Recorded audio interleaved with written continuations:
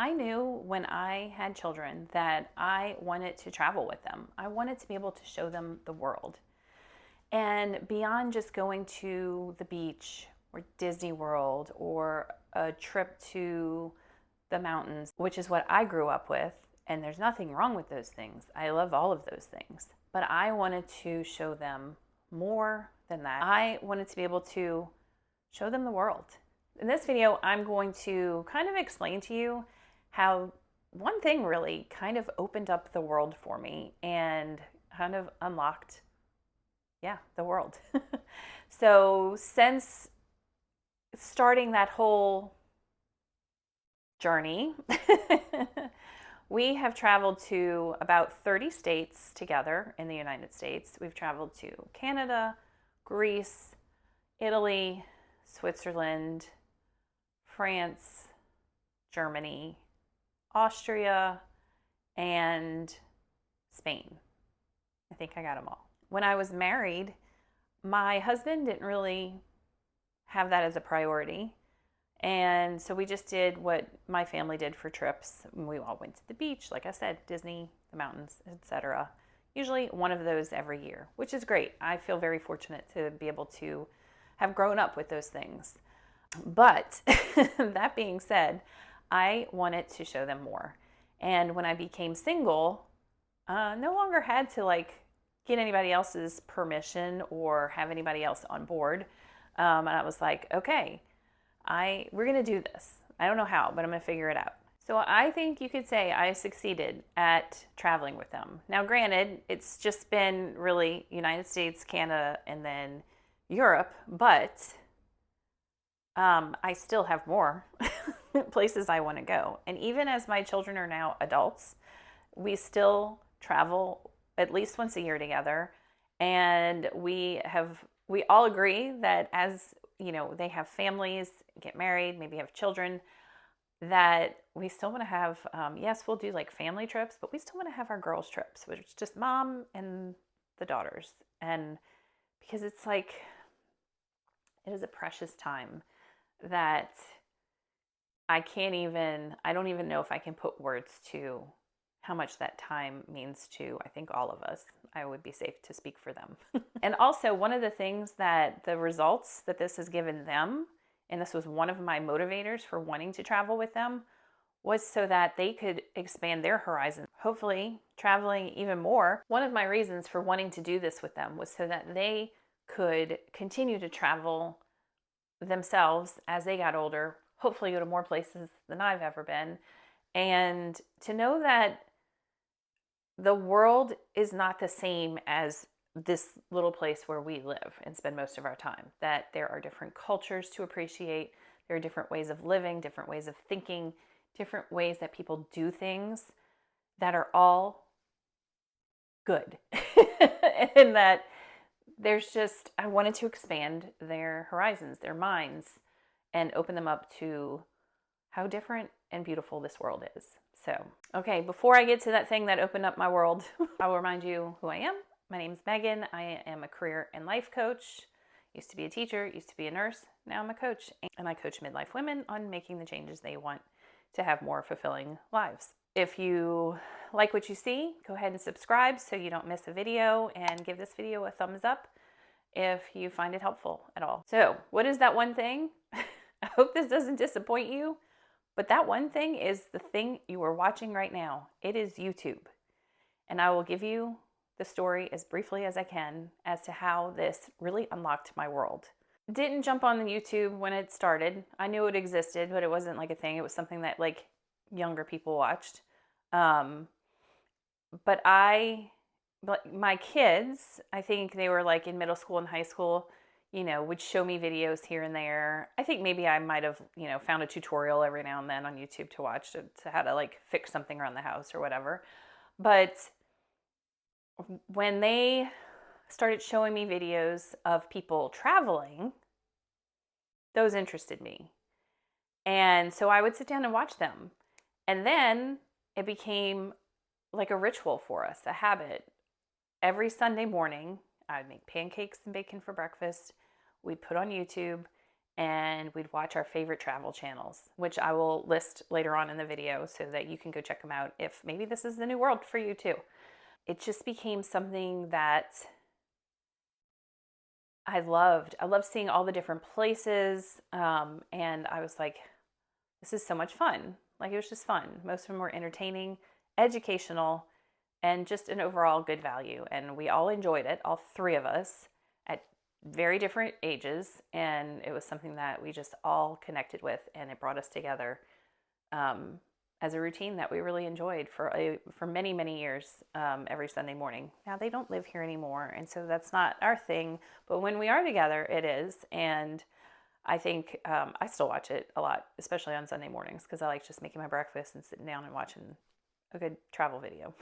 Now, here is one thing that I think maybe not everybody, but a lot of people might have in common with me, is that as much as I wanted to travel outside of this country, and I had as a kid to like Canada, and like I went on a cruise in the Caribbean, but to me that was still all very safe. I grew up with this fear of traveling to other countries, or with this knowledge of like, or not a knowledge, but like hearing in my head from my dad, who I loved dearly and still do. He's not with us anymore, but yes, love my dad. But he would always say, everything I need to see is right here in this country. I don't need to go anywhere else.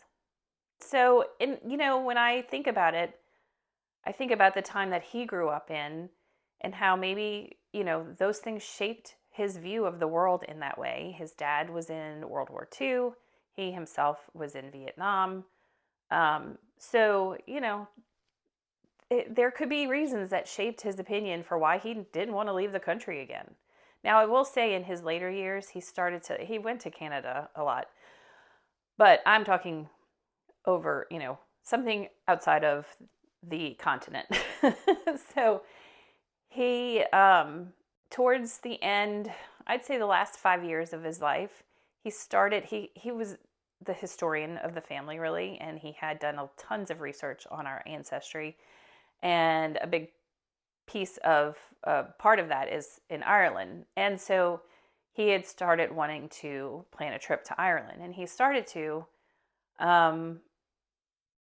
The time he was going to go, I don't know if he chickened out or the person he was going to travel with talked him out of it into going someplace else. They wound up going back to Canada, but he didn't go to Ireland. So that is on my list too. We're going to go to Ireland one day I have all of his notes from what he was going to do, and he was a great trip planner. So we're going to take Dad's trip one day for him.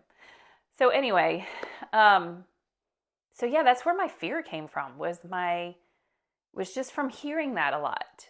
It wasn't my own fear. It was his. It was what he had decided was right for him, was true for him. And so I had this unfounded fear of traveling outside of this country. So watching these people travel, not just to Europe and places that are more common for, I guess, Americans to travel to, but going to other places so far, so remote,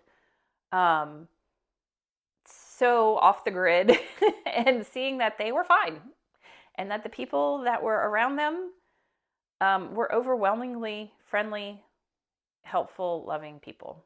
And so it kind of helped break down the barriers for me and realize that, yeah, there was a world out there that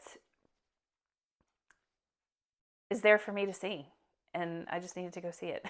There was no reason to stop, to hold back from it. And a little side note, I didn't have this plan to talk about, but I have found that in every country we've gone to. Wonderful, beautiful, loving people that you connect with.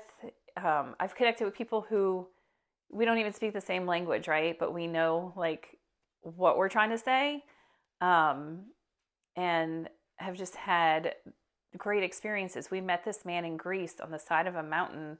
I think we were on the island of Paros, if I'm not mistaken.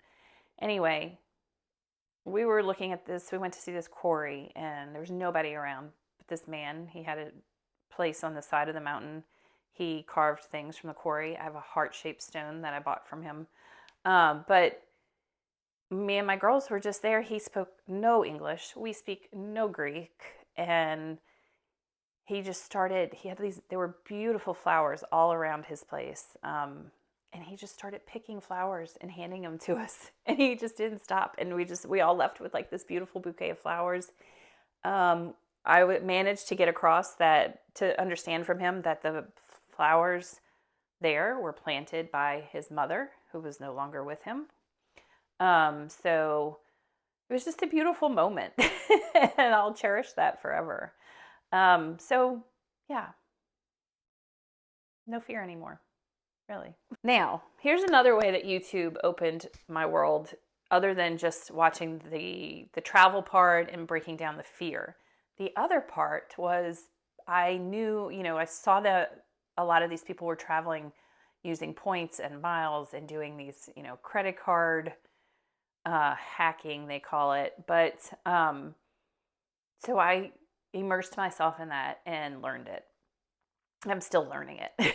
There's still a lot of things that kind of confuse me a little bit, but I've gotten the basic understanding and have managed to go to all these places with paying very little for flights. And to me, in my head, I'm like, if I can fly there for, under $500, I'm talking less than $500 round trip for 3 of us every time, and sometimes a lot less than $500. So if I get there for that little, then what I spend there a lot of times is less than I would spend like going and taking a trip in the United States. Like if we go spend a week in New York, we love going to New York, but if we spend a week there, it's expensive. If we go to California and spend a week there, that's expensive. So, and yeah, there are other places you can go that aren't as expensive, but like, you get what I'm saying? Like if I can get to another country and have a wonderful time flying there for next to nothing, and then also, I'm not going to be spending a lot more there than I would here, and a lot of times less there than I would here. I mean, it's a no-brainer for me. So I love flying and I love hotels and I love all the parts of traveling. And I think it uses parts of your brain that you don't always use. You're trying to figure out how to take the train in a place where you don't understand the language. And I have found that I never have problems with most people that I've come across in other countries do speak English. Here's the list. I'm looking at a list on a piece of paper I wrote down. Just 4 people that I started following a lot that helped me with this. Kara and Nate, my favorite. Eamon and Beck. They don't travel as much, but they do still travel, but you can go back through their old videos. Flying the Nest, which is a family. They didn't start out as a family flying. It was just a married couple. Well, it was a couple flying, and then they got married, and they have kids, so you get to see their whole evolution. And then the Bucket List family. My other recommendation is to, when you start looking at these videos, then you'll find like there are groups you can join that you can just learn more from. There are really low-cost courses you can take to learn about the whole points thing. The one thing is, I will tell you, don't do the credit card stuff unless you're going to pay off your card every month. I did not accrue any debt doing this. I literally use my card, pay it off every month, and have been doing that for many years now. And then a lot of these travel channels, if you will, the travel channels, some of them started doing like group trips where you can sign up to travel with them. That's my next thing, is I'd like to go someplace just me without my girls. So I'm always looking at these travel people to see what their group trips are, and I'm just waiting for the right one. I haven't found that one yet, but it's gonna happen. Just to wrap this up, I challenge you, if this is something on your list that you've wanted to travel more, whether it's just on your own as a couple or with your family, start taking the steps, especially if you have some of the fear like I had. And I find that it is common. Follow some of these channels, watch them, binge their old stuff, because a lot of these have been around for a very long time. Just watch the channels. If you want to get into the credit card stuff, the points and miles, there's tons of free information available for you out there. Just start there and see how the world opens up for you. All right, that's all I have for you. I think part of what women want, I know because this is what I hear. They want more travel in midlife.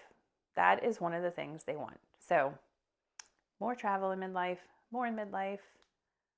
Subscribe, comment, tell me where you've been, tell me where you want to go. Tell me what you're going to do next in order to get there. Okay. Talk to you later. Bye.